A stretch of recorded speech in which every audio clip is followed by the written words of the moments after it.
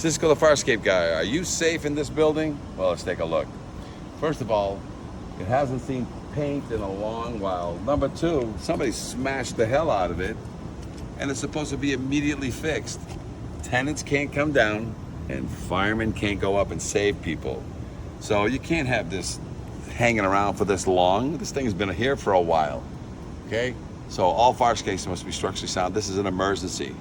And here's the worst part. If I got hurt on this Farscape and I'm a tenant, the insurance is not gonna pay.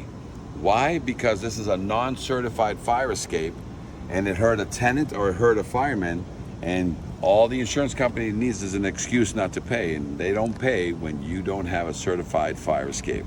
So certify your fire escapes, keep them painted, and keep them structurally sound. And this is an emergency right now. If they get hit by trucks, hopefully you find the truck that hit it. Otherwise, what happens is your insurance will fix this. Okay, your insurance will fix this.